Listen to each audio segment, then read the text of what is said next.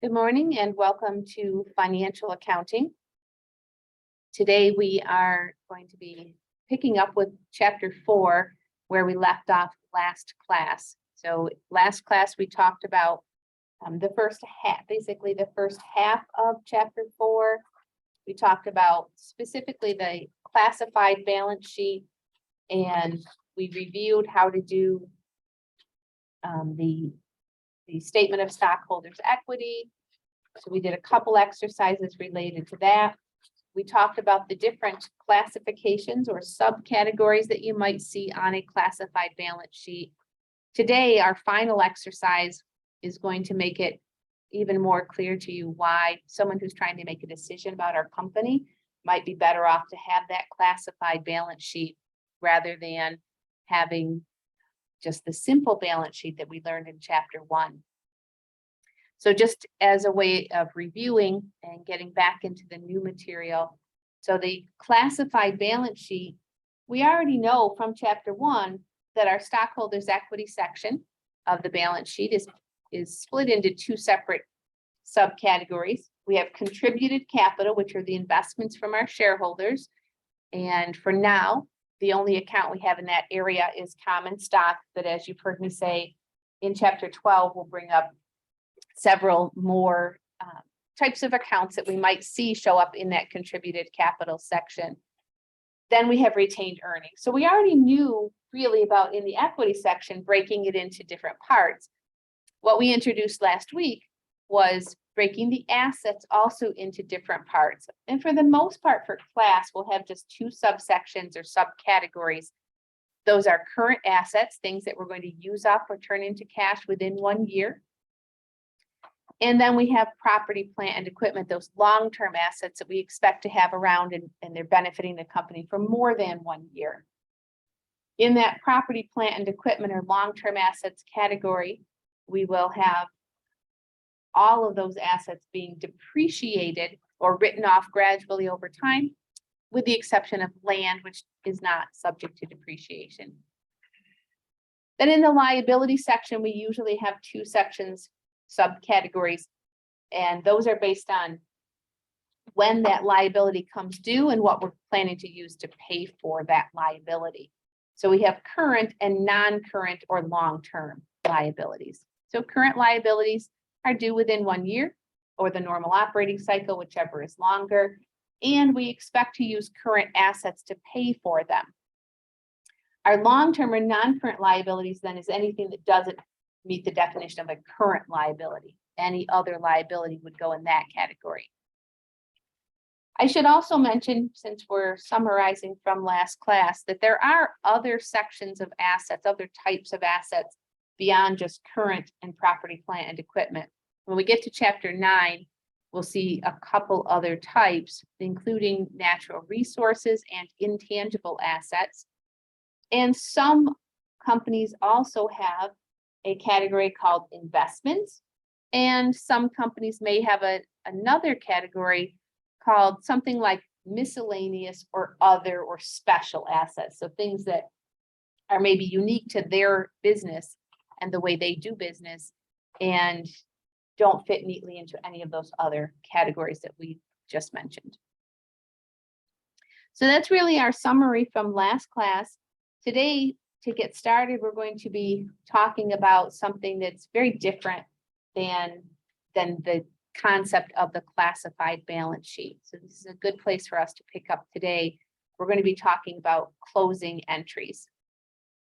And we're going to be focusing on the accounting cycle. So we have an exercise that we're going to look at today where we just have a list of the steps in the accounting cycle and we have to put them in the proper order. So in which order would they happen during an accounting period? So I always like to start with also reminding you what's due. So today we'll be finishing up Chapter 4. So your Chapter 4 exercises should be submitted to be on track. They should be submitted by the end of the day today, meaning before midnight. And that means that the problem for Chapter 4 is due on Thursday. Now, if you look at your syllabus, you'll notice that there are two different categories of problems. There are chapter problems and then comprehensive problems. We have two comprehensive problems that you're going to be doing during the course of the semester. And the one at the end of chapter 4 is the first one. So these comprehensive problems are likely to take you a bit more time to do because it's really pulling together all of the information that we have learned since chapter 1. God bless you. Where most of our chapter problems cover only the new information that was included in that chapter. So I would expect that it will take you a little bit more time to complete the chapter 4 problem. And it's also worth a little bit more weight towards your final grade. So we covered 14 chapters, 12 of them have just a chapter problem, and those 12 problems are worth 10% of your grade. After chapter 4 and then chapter 10, we have a comprehensive problem, and those two problems are worth a total of 5% of your grade. So this problem is worth 2.5% of your grade. With that being said, it is due Thursday, but if you have questions, if you need help, you just need to let me know. I'm happy to help with that. So plan accordingly to maybe spend a bit more time to finish that problem. It does, as with all of our problems, it does have the check my work button that you are welcome to use as needed to assist you. And if you're stuck, just let me know how I can help. Okay. Any questions, any comments before we turn to the new material?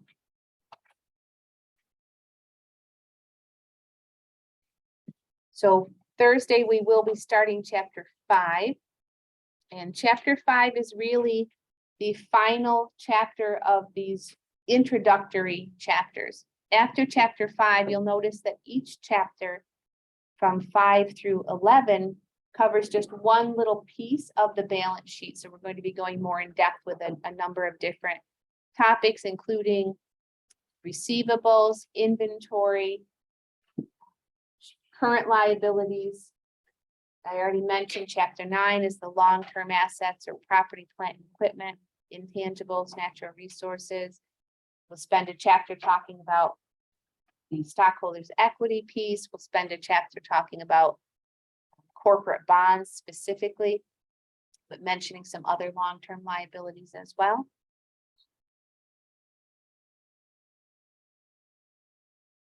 So since we're starting chapter 5 on Thursday, you should by Thursday be ready for that chapter, including having by the end of the day looked at the pre-quiz for the chapter to make sure that you're seeing those new words. So our first topic for today, though, is going to be the process of closing our books at the end of the period.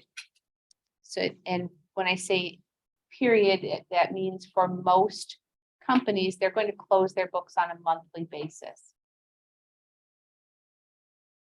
We already saw when we talked about the chart of accounts that all accounts can be classified as either real or permanent accounts or nominal or temporary accounts. So I two different words for both of those. So real and permanent means the same thing.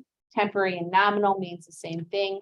You'll hear me use both of those terms pretty much every time I say them, just as a reminder that you may, outside of this classroom, you may see either one of those words used to mean the real or permanent accounts or the balance sheet accounts. Those are the ones that are going to carry their balance forward from period to period. And the temporary or nominal accounts get zeroed out. They get closed at the end of the period. So the temporary or nominal accounts include revenues, expenses, and dividends. So it's the end of the chart of accounts, revenues, expenses, and dividends. So if you think about it, revenues and expenses, we know, get netted together to determine our net income or net loss. And we show that on the income statement. And then the next financial statement is the statement of stockholders' equity, and that income or loss gets netted with the retained earnings piece. So we add our net income or subtract our net loss to retained earnings. The closing process is how we accomplish that within our accounting records, within that accounting information system. How do we move that net income out of the revenue and expense accounts and into retained earnings? And then the other piece is the dividends. And again, we see that on the statement of stockholders' equity. We would subtract our dividends from retained earnings. And so the other step of the closing process is to subtract those dividends from retained earnings in our accounting records as well.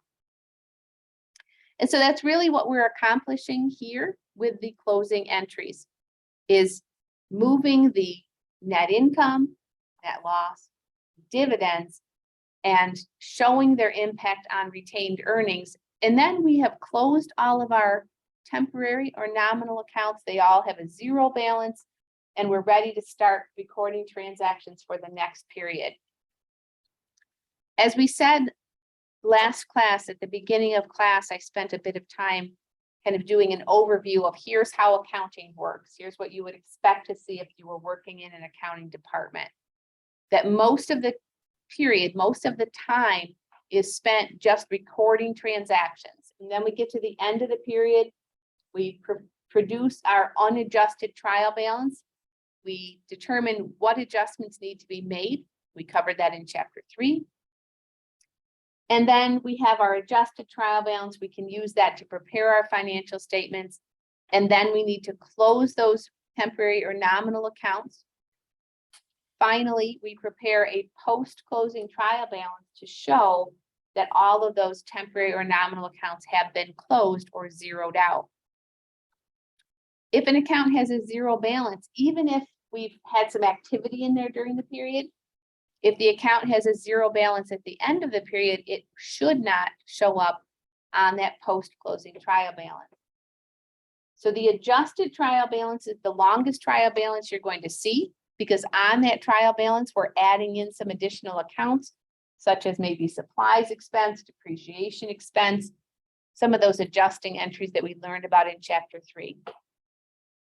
The post-closing trial balance is the shortest trial balance that you will see because it includes only the permanent accounts. And so we're missing that whole section of revenues, expenses, and potentially dividends.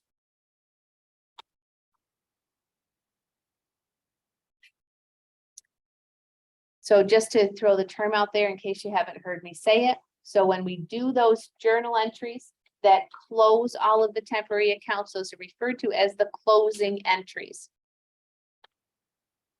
We call it closing the books. And so for this class, we're going to be following a 2-step process for closing our books.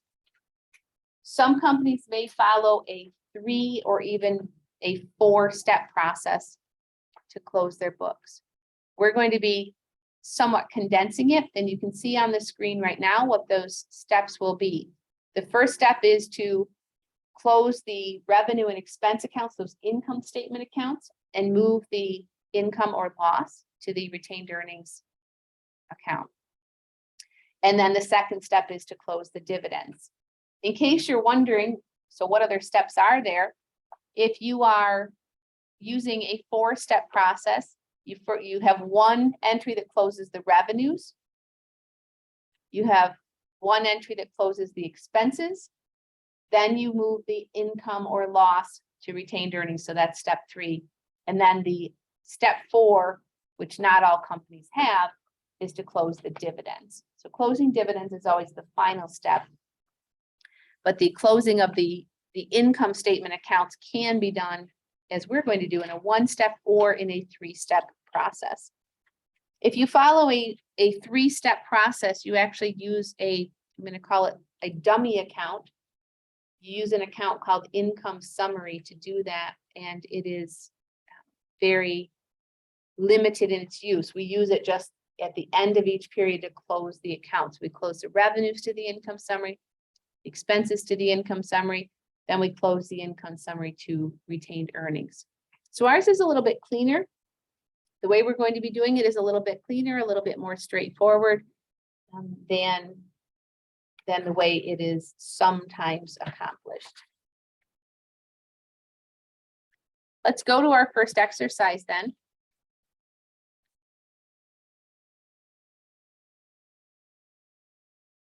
And this is exercise 6. So in exercise 6, our job is to identify accounts to be closed. So as we've talked about since chapter 2, when you encounter an account title, when you see an account title, the first thing you should be asking yourself is, what kind of account is that?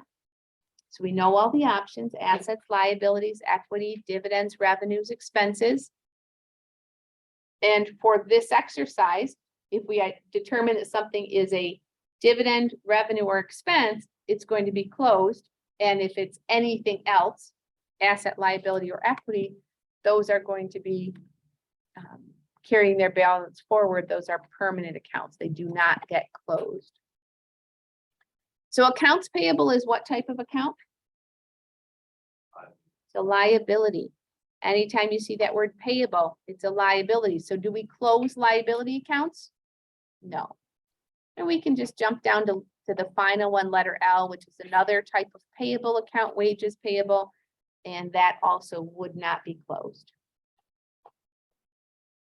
How about accumulated depreciation? What type of account is that? It's not an expense. It is a contra asset. So it goes with the assets. It is that special type of account called a contra asset because it nets against, in this case, the equipment account. So B and D, equipment and accumulated depreciation on the equipment, go together. Equipment is the asset and accumulated depreciation is the contra asset that goes against it. So those belong on the what type, which financial statement?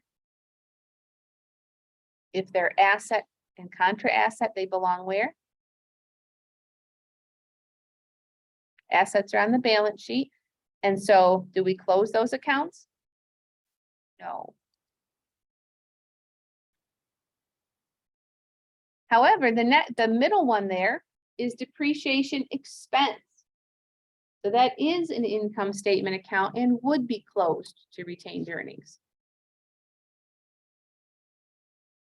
How about common stock? What type of account is that?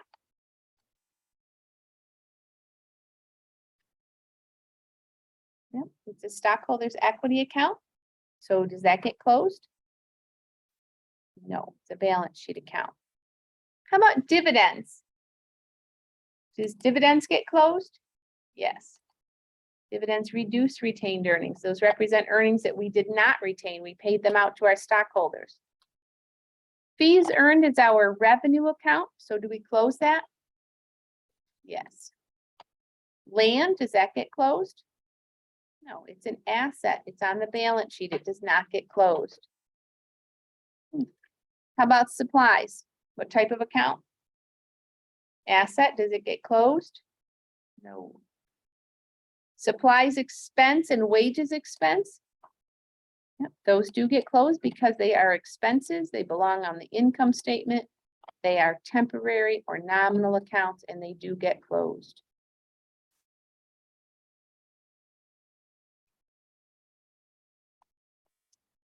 I don't know what's going on.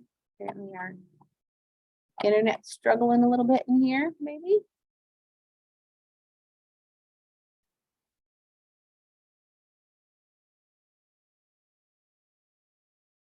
I'm just waiting for it to change pages for me, so be patient a moment. Okay. Anyone else having trouble with the internet? I don't know if it's, I guess I don't know if it's the internet or it's Cengage, but I'm guessing it's the internet.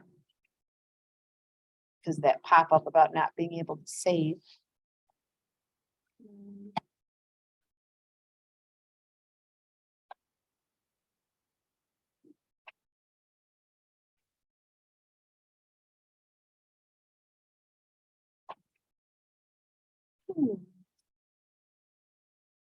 Must be.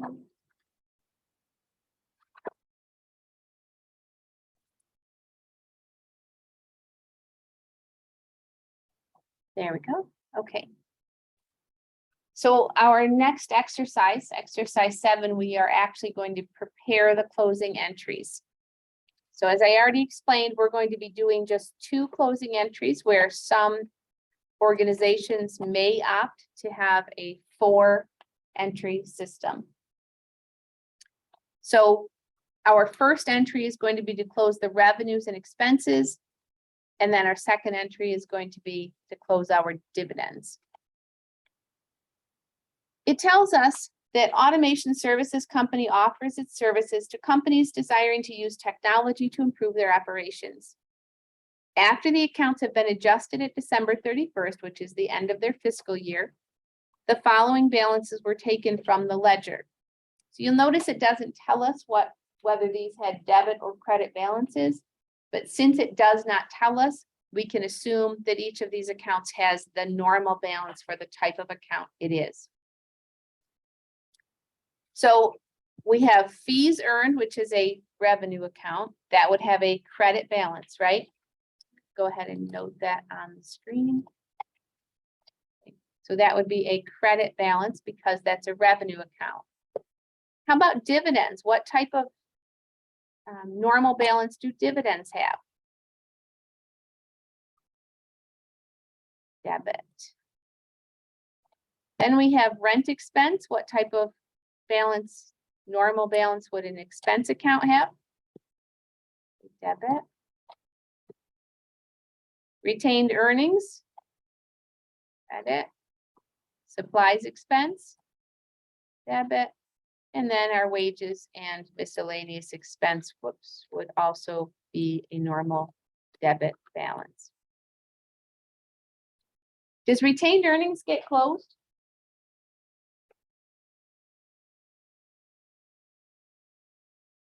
No, retained earnings is an equity account. It does not get closed. So they've given us the beginning balance in retained earnings. We really didn't need to know that because we're not going to be closing that account. Dividends is closed, but it gets closed separately in our second entry. So all of the other accounts, fees earned, and then the 4 expense accounts are what we're going to be closing here with this first closing entry. You'll notice the entry is dated December 31st. That's the end of our fiscal year. We want to make sure that it gets into our books at the end of the fiscal year, but we're not actually preparing this entry on December 31st. In fact, if this is the end of our fiscal year, it's likely that these accounts don't actually get closed, that we don't actually do the entry for 6 weeks or more. Because typically, certainly for a publicly traded company, our auditors are going to be coming to see us sometime early next year. So maybe mid-February to early March, they're going to be coming to do their audit of our records. And so we're not going to actually close our books until the auditors say everything's good. They may have some adjustments they want us to make to our books as well. And so we hold off on those closing entries until after the auditors, at the end of the year anyway, until after the auditors have said, you're good to go. That being said, even if we're preparing the entry in February or in March, we're still going to date it December 31st because we need it in our records from the previous year. So even though it's dated December 31st, that's not the day we're actually doing the entry. So we know that we're going to be closing this revenue account, fees earned, and it has a normal credit balance. And so this $614,500 that's in that revenue account is on the credit side. So if we want to bring that down to a 0 balance, if we want to close that account, what do we need to do to that fees earned account? Any ideas? We need to debit that account. So since we record our debits first, I'm going to put that on our top line here. So if there's a $614,500 credit in there and we want to zero it out, we need to debit that account for exactly that same amount, right? Now we're dealing only with dollars, round dollars here, whole dollars, but certainly within our records, we could have dollars and cents, and we want to be very accurate about that, making sure we credit or debit exactly the right amount to bring that down to a 0 balance.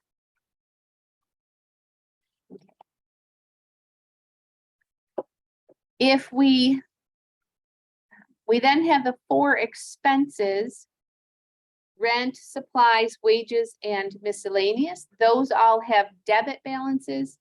And so to close those, what do we need to do? We need to credit those accounts.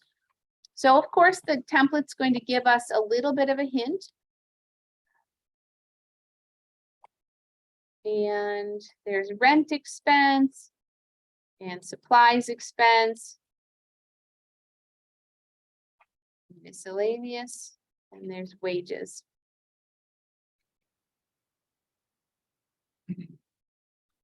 And for each one of those, we are going to put on the credit side exactly the amount that they have on the debit side, so that once we post that entry, it's going to zero out the account. So the rent expense will now have a 0 balance. Supplies expense will now have a 0 balance. Miscellaneous, and then wages. Does that one go up on the top, maybe? Okay, so wages is up there on the top. So, let me clear that out. Okay. So they put them in decreasing size order. So they started with the largest and ended with the smallest. As I have explained before, it's not the only way the entry would be wrong is if you didn't have the debited accounts first, followed by the credited accounts. So there's no reason that wages expense has to be first here. They've done it that way apparently because of the decreasing size.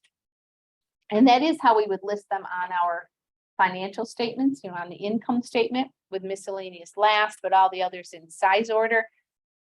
I'm just going to tell you in our records, we would probably put them in account number order. We don't have account numbers here. So we have 1 debit and we have 4 credits. I'm just going to add those 4 credits together to see how much we have in total expenses. So that's what we're really doing here is adding up or totaling our expenses. If you think about the income statement, what do? We list and total our revenues, we list and total our expenses, and we find the difference. That difference then would be our net income. I'll just put a note here. If I've done the math right, I found total expenses of $486,900. So if our revenues are $614,500 and our expenses are $486,900, do we have a net income or a net loss? Did we make money or lose money this year? We made money because our revenues exceeded our expenses. How much money did we make?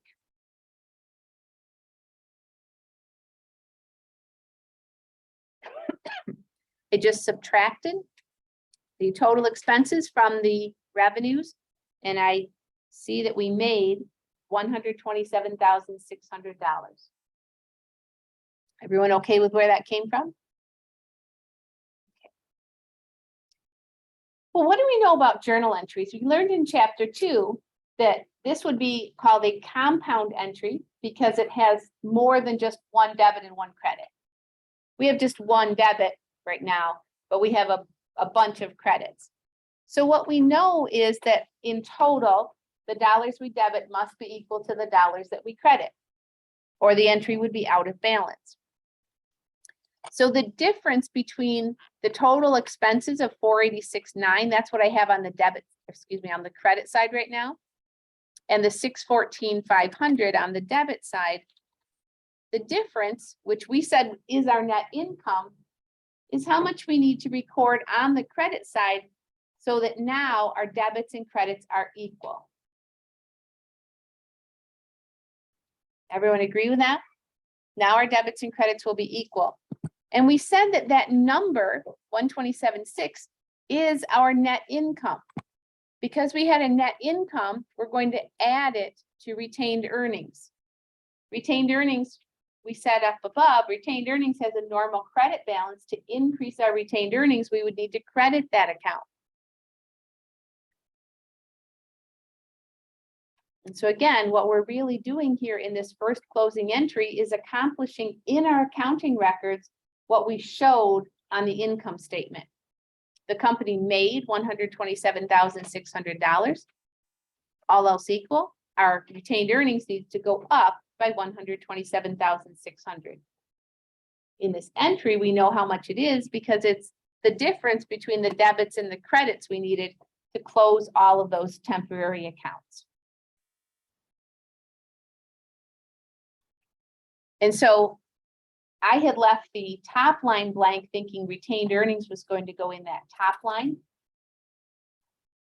And it really could have, it could go right in the middle of those if we wanted to do that. There's no reason that it has to be last. Could have been first, second, third, whatever. Okay, so that's our first closing entry. You'll notice we already were told in the title of the exercise that this company had earned a positive net income. So we know we're going to be crediting retained earnings. The second step then is to close our dividends account. And our dividends account, you can see at the very top of the screen, has a $45,000 balance. And we already said as we went through that list that dividends has a normal debit balance. So to close that account, what do we need to do?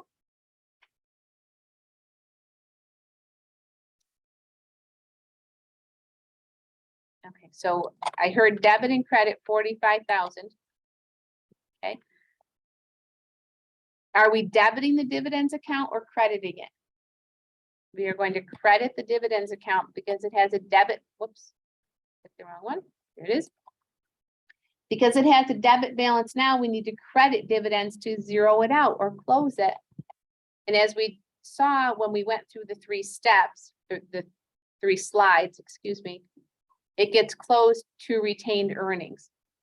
Just like on our statement of stockholders' equity, where we subtract our dividends to find the ending balance in retained earnings, by debiting retained earnings here, we are reducing or lowering that ending balance. And so that's our two-step closing process when the company has a positive net income, when they made money this period. The first entry adds the income to retained earnings, and the second entry removes the dividends from retained earnings.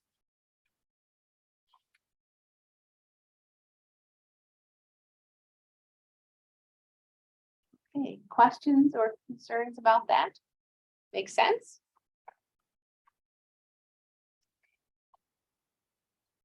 Let's keep going then.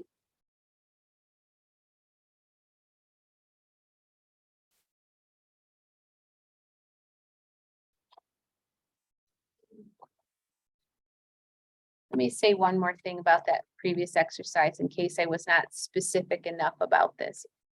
If the company had lost money, that would mean that their total expenses on the credit side in this closing entry, the total expenses would be higher than the revenues, right? That's how you lose money. But your costs are higher than your revenues. Then in order to balance this entry, rather than crediting retained earnings, we would need to debit retained earnings.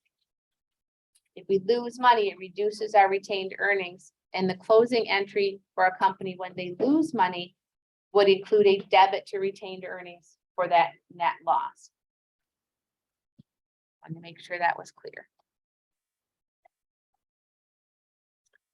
Okay, as I said at the beginning of class, this is the exercise where we're looking at 10 different steps in the accounting process. And we need to put them in order. So they're going to be numbered 1 through 10.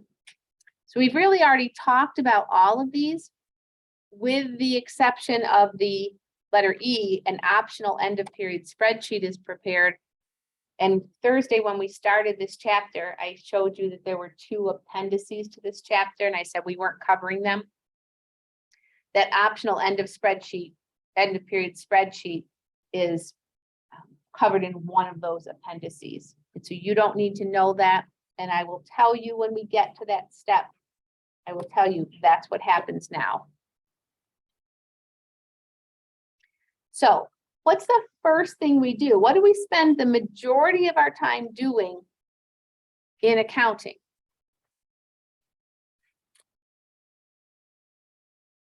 Of all of these options on the screen, which is the one that we do throughout the month? We just keep doing this as we're running our business. Letter I. So letter I is definitely number one. And this takes up the majority of our time. Transactions occur as we're running our business. We analyze them. We answer those 3 questions I talked about in chapter 2. Recognition, valuation, and classification. What date do we put on it? What dollar amount? And what accounts, which 2 or more accounts are affected. We do that throughout the year, or throughout the period, throughout the month. We record those transactions in a journal, and then the next thing we do is post those transactions to the ledger. And again, that's happening throughout the month on a regular basis. Everything from this point forward is what happens at the end of the period. And to summarize, we're going to do adjustments, and then we're going to prepare our financial statements, and then we're going to close the accounts. So we're ready to start the next period. So if the next step is to prepare our adjustments, we first need to see, well, what do we have in there now? So step 3 is to look at the unadjusted trial balance and figure out what adjustments do we need to make. So what do you think is our next step?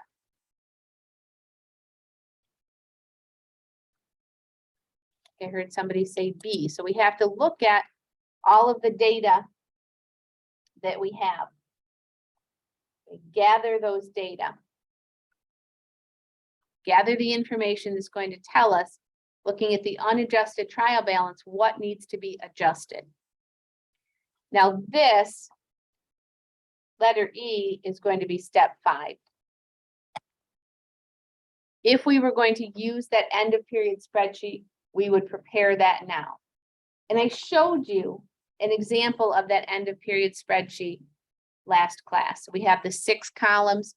We have the unadjusted trial balance, debit and credit columns.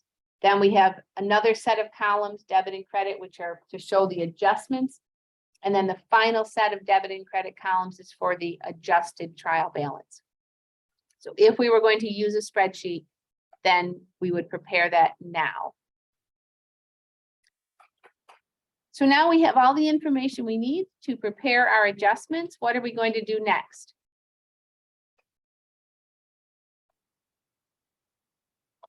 C, yeah, we want to actually prepare our adjustments.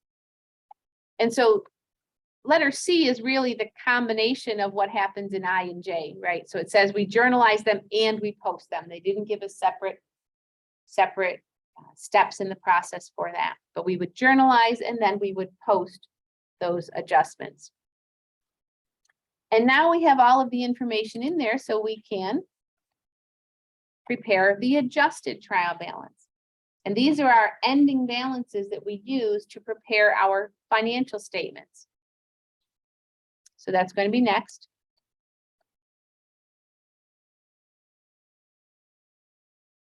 Once we have our financial statements prepared, we're ready to close the books on that month and get started for the next month, the next period. And so we close the temporary or nominal accounts. So letter G is number 9. And then I already described the post-closing trial balance, which should, if we've done it correctly, should include only the permanent or real accounts, the balance sheet accounts, assets, liabilities, and the permanent equity accounts that are going to carry their balance forward.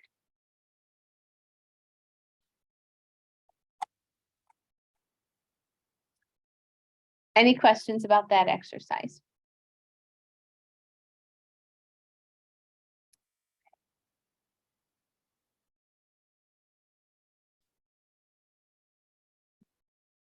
Oops, just trying to make this a little smaller. So what is a post-closing trial balance? I already explained it's going to be the shortest trial balance that you ever will see. Because as soon as we start recording transactions in the next period, we are almost certain to include some of the temporary or nominal accounts. On the post-closing trial balance, all of those accounts have a zero balance, and so they don't show up. If there's anything on the post-closing trial balance after retained earnings, generally that's going to be wrong. Because if you think about the order of accounts on the chart of accounts, we've talked about this a few times, assets, liabilities, the permanent equity accounts, dividends, revenues, and expenses. Well, if we've correctly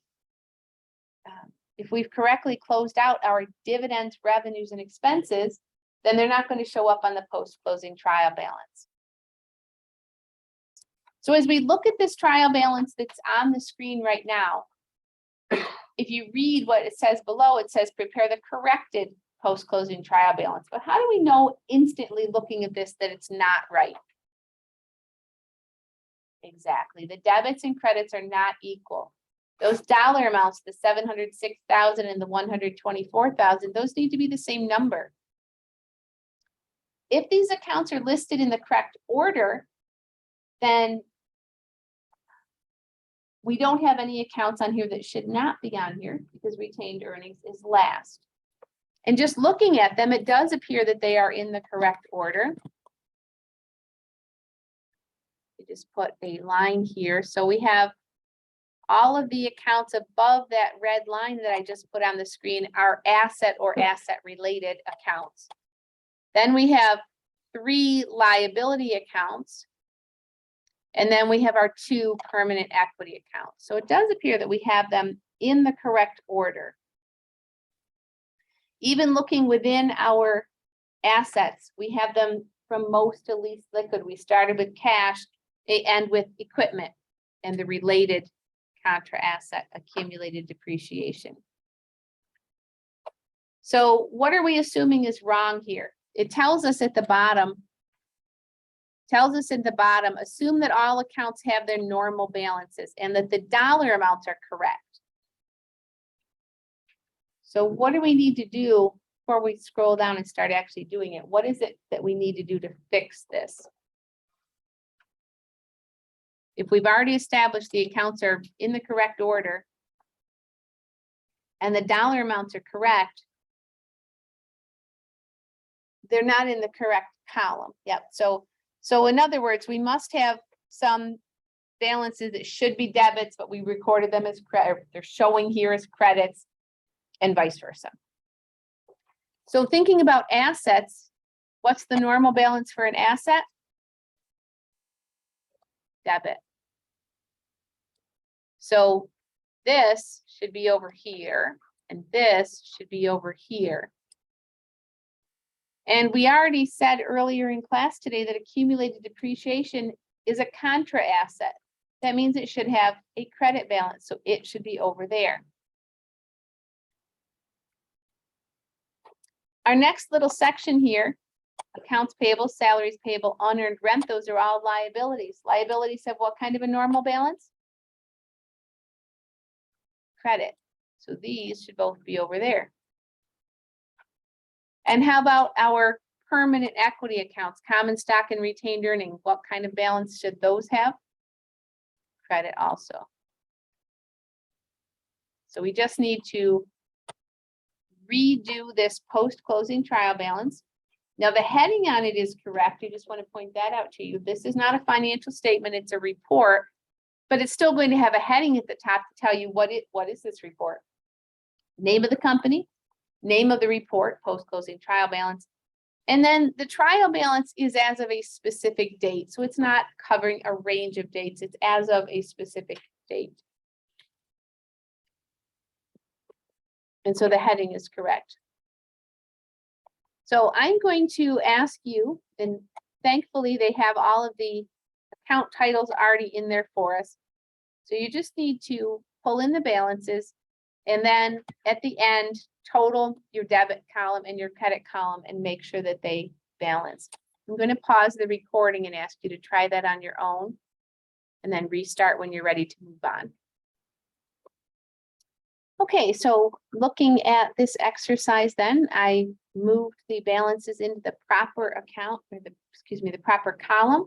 And all of my assets are now in the debit column.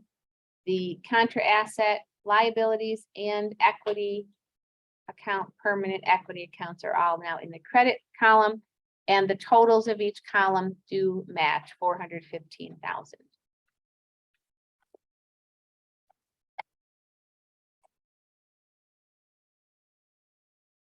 Okay, everybody's good?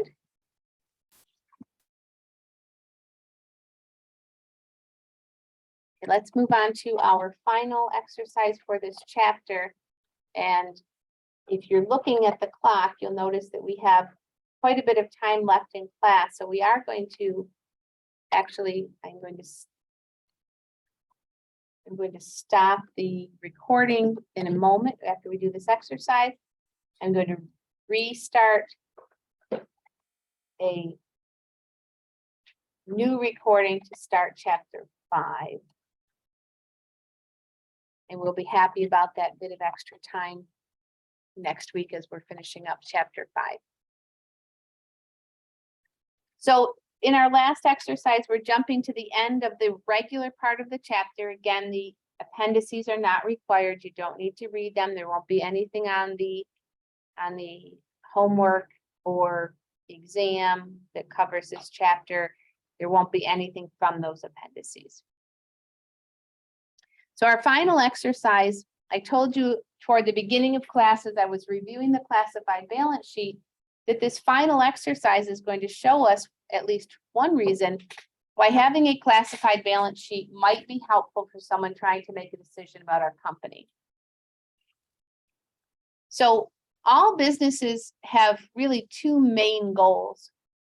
And the two goals are to make money, which we call profitability, and also to be able to pay their bills. And we call that liquidity. So we've heard that term liquid specifically on the balance sheet. We talked about listing the assets from most to least liquid. We know that being liquid means it's close to cash. It's something we can use right now, right away in the running of our business. So we know from the very beginning of the semester that the whole reason we do this accounting stuff is to help people make decisions. And so we want to make sure we're giving them information in a way that's useful, reliable, relevant, timely, so that they can make an appropriate or a proper, correct decision about our company, whatever decision it is they're trying to make. If we know that the goals of business are to be profitable and to remain and to be liquid, to have enough liquidity to pay their bills, we might be looking at, well, how do we measure that? How do we know, looking at a company's financial statements, that they have enough liquidity? And in our final exercise, we're going to be looking at two different measures of liquidity. And the first one is working capital. So you can see on the screen right now, the formula for working capital is current assets minus current liabilities. So before this chapter, when we had just a simple balance sheet, we didn't have right in front of us what is the company's current assets and what is their current liabilities, what is the total. When we classify it ourselves as the company, when we put those classifications on the balance sheet, it makes the calculation of working capital more accurate and certainly simpler to do, because we're just pulling two numbers from that financial statement that already exist. Why did I say more accurate? Because if we are outside the company and we're just looking at a listing of their assets, we may not know for sure which ones are current and which ones are not. There may be some that come into question. For example, if we had a note receivable, we wouldn't know necessarily when that was due by looking at it. But on a classified balance sheet, if it's due in the next year, it's going to be listed under current assets. If it's not due in the next year, it would actually be listed in that category that I explained called investments. So that's the first measure that we're asked to calculate in our last exercise for this chapter. Working capital is expressed in dollars. So if I were to say to you, the company has $100,000 in working capital, do you think that would be a pretty good number? Do you think they'd be happy with that? Or is there something else we might need to know? If I just throw out there, the company has $100,000 in working capital. Is that sufficient to pay their bills, do you think? And to cover any emergencies? So think about what we're measuring here. Current assets are assets that we're going to use up or turn into cash in 1 year. Liabilities are going to be paid with our current assets. So another word for working capital is their float. It's how much they have in excess of the amount they believe they need to pay their current liabilities. Just in case there's an emergency, just in case something comes up that we weren't planning or it hasn't already been shown on our balance sheet. So do we think $100,000 is enough? What do you think? Why do you say that? Just because nobody's saying anything and you had a 50-50 chance of saying what I was expecting? Let me phrase the question a little bit differently. If you are, what's the name of that there's a little restaurant right over here off campus. Is it Honest John's? Is that what it's called? Okay. If you're Honest John's, do you think $100,000 in working capital would be plenty? I would imagine. I would imagine. What if you are the National Pizza Hut? Do we think $100,000 is enough? No. And so what I'm trying to get you to see is that just knowing the dollar amount doesn't tell us the relative size of our assets and liabilities, our current assets and our current liabilities. It's expressed in dollars, and if we don't know the total amounts, we might come to a bad conclusion, an incorrect conclusion. And so someone was trying to help me out in the classroom by saying no when I was asking a yes or no question. But the answer really is, we don't know. We don't know if the working capital is sufficient without additional information. And that is why, if I go one more slide, that is why we're going to do the second calculation, which is the current ratio. So most of these financial analysis tools that we will use during the semester are going to be ratios, where we take one number and divide it by another number. And so the current ratio includes exactly the same dollar amounts from our balance sheet, the current assets and the current liabilities. But instead of just finding the difference where we don't really have a frame of reference, we divide the two. Okay, so current assets divided by current liabilities. So let's go to our exercise then. And we'll do the 2014 or 24, whatever you want to call it. I've explained in the previous class that those Ys aren't really meaningful. That's not something you'd see in real life. So for Brimstone Company, their working capital for 2014 would be their current assets of $1,586,250 minus their current liabilities of $705,000.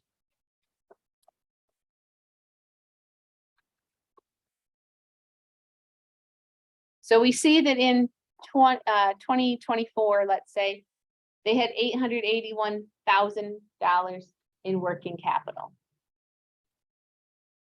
If we couldn't see the chart at the top, could we say that's good or that's not good? No, because we wouldn't know compared to what? How big is this company? And so that's why we do the current ratio and simply take those two numbers and divide rather than subtracting.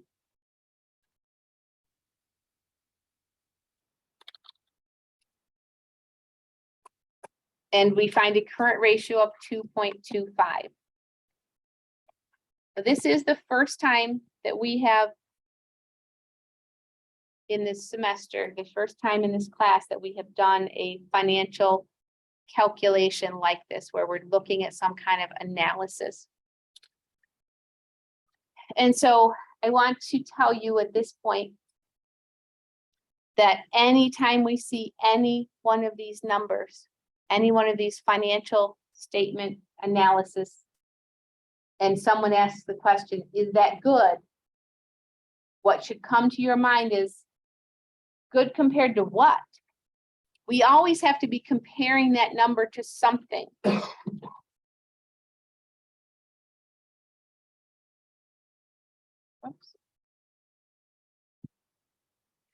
And so I'm going to give you the 3 standards of comparison. Good compared to what? Well, if you are analyzing a company, whether it's the company you work for or a company that you're thinking of working for, or thinking of buying stock in that company, if you are asking the question, is this good? Good compared to what? What might you want to use as a comparison? Good compared to what?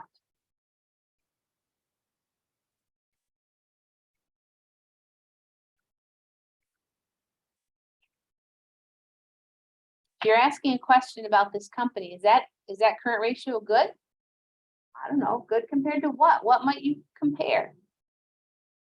Previous year, same company, previous year, some kind of a historical comparison. And there are a number of different ways to do that. At the very end of the semester, we'll be talking about some of those ways in chapter 14, which is financial statement analysis. So comparing ourselves to ourselves. Are we doing better than we did last year? How are we doing over the last 5 years? Are we generally getting better? So right now, for the majority of companies in 2022, are they really interested in comparing themselves to 2021 or even 2020? No, because those were pandemic years, and for many companies, those were not good years. So as we're out of the pandemic now and things are hopefully turning around, it's likely that they're going to look good in 2022 compared to last year or compared to 2 years ago. So maybe they want to do a 5-year comparison. I can tell you for JCC, we are comparing this year to 2019. So right before the pandemic, how are we doing compared to where we were before the pandemic? I just listened to our president talk about that at a talk he gave on Friday afternoon. How are we compared to some previous year? That's very valid, right? We want to know if we're getting better or getting worse or holding our own. Sure. What else might we want to use as a comparison though? What's that? So they're competition maybe, right? So local, certainly, if you are Honest John's, you probably want, if you had access to their financials, you might want to know how are they doing compared to other local restaurants. So comparing to their competition. And there's a couple basic ways we can do that. We might compare to an industry average. So how are we doing compared to the average company in our industry? And that's really easy to do as long as you know the industry that you're operating in. Because you can go on Yahoo Finance or Wall Street Journal or any one of those any one of those websites, use a free one, and see which industry, how you compare to the industry average. But if you are a conglomerate, which means you're in a whole bunch of different areas, you're not just one industry, that comparison becomes more challenging. And so you would probably be doing a segment analysis. So you'd look at the part of your business that does this. How are they doing compared to that industry? But you have another part of your business that does something totally different. And so you might be comparing that to the industry average. But some companies are also not happy just being average. Maybe they already know they're above average.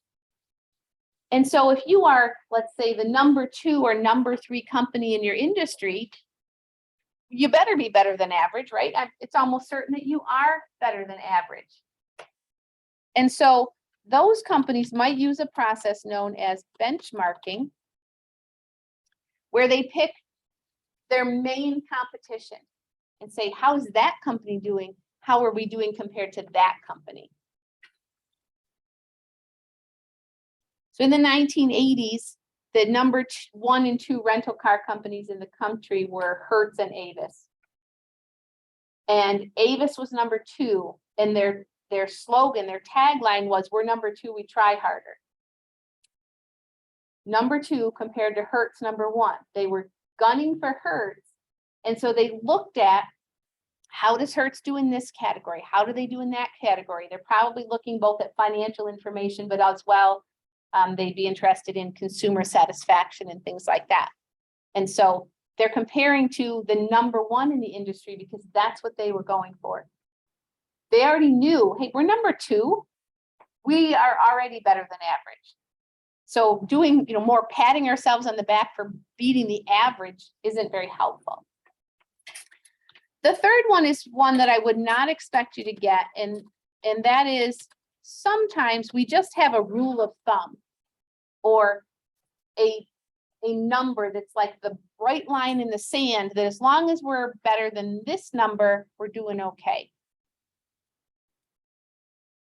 And we actually have one of those rules of thumb for current ratio. We don't have one for every measure that we'll be looking at this semester. There's not always a rule of thumb because some of it is very industry specific. So if we look at profit margin, for example, grocery stores are known for running on very, very thin profit margins. I don't recall, but it's likely that someone in here chose Walmart for your annual report project because someone always does. So if you were to look at Walmart's financial statements and look at their profit margin, it's going to be very low in percentages. Dollars, it's through the roof. But as a percent of their sales, very, very low. Especially if you're comparing it, say, to a heavy equipment manufacturer whose that industry is known for having much higher profit margins. And so there's no rule of thumb for profit margin, at least not one that works for all industry segments. But for current ratio, we do have a general rule of thumb, and the rule of thumb for current ratio is, ratio. If it is greater than 1.6, that's our rule of thumb. Any company, if their current ratio is greater than 1.6, they're probably doing okay for liquidity. And if it's less than 1.6, they might be in trouble. It's at least a yellow or maybe even orange flag if their current ratio is less than 1.6. So what does that 1.6 mean? If you think about the calculation we just did, current assets divided by current liabilities, if the ratio is 1.6, that means for every dollar they have in current liabilities, they have $1.60 in current assets. They have a 60-cent cushion for every dollar in current liabilities. So again, the general rule of thumb is if you're above that, you're probably good. If you're below that, you might be in trouble. But it's a rule of thumb. It doesn't work in every circumstance. There are some companies who routinely run with current ratios of about 1.3 and they're fine. They have no liquidity problems. By the same token, you could have a company that has a current ratio of 1.8 and still have liquidity problems. But it's a place to start. If you have not already done so, please go ahead and do the working capital and current ratio for 2023 for Brimstone Company in this exercise.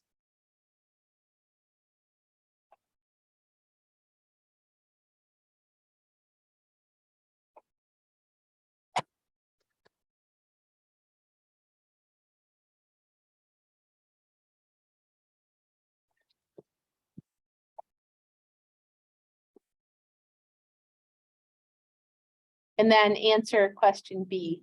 Does the change in the current ratio from 2023 to 2024, is that good or bad? It went up. That's a good thing.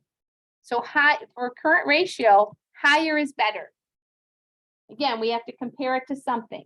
We couldn't look at the 2.20 from 2023 and say that's good or that's bad. At a minimum, we'd want to be comparing it to this rule of thumb of 1.6. And what I would say looking at this is, yeah, the company was probably okay in 2023, but in 2024, they're a little better.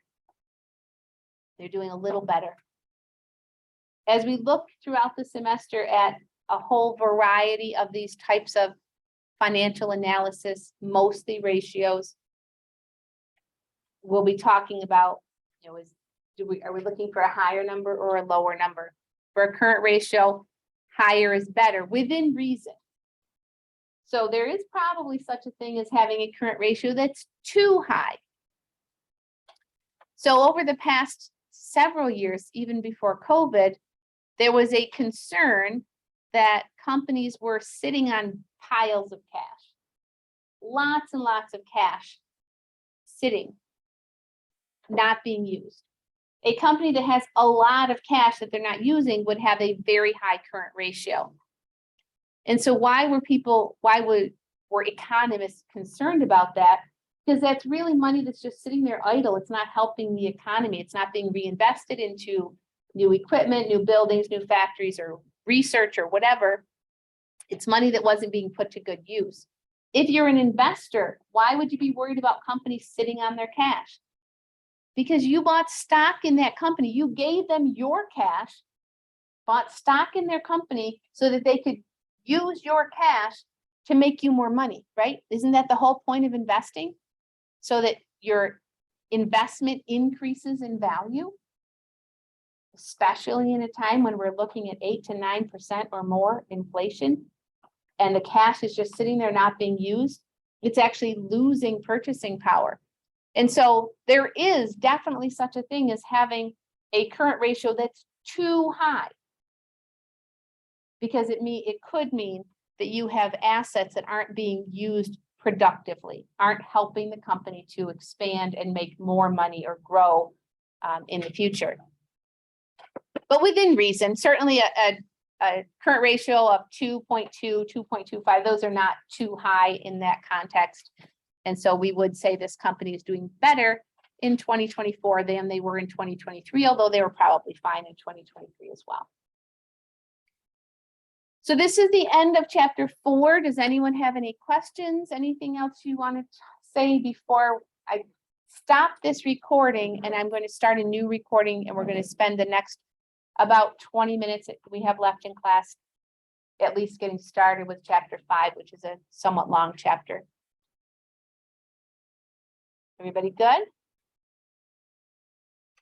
All right, so I'm going to stop the recording and we'll start a new one for chapter 5.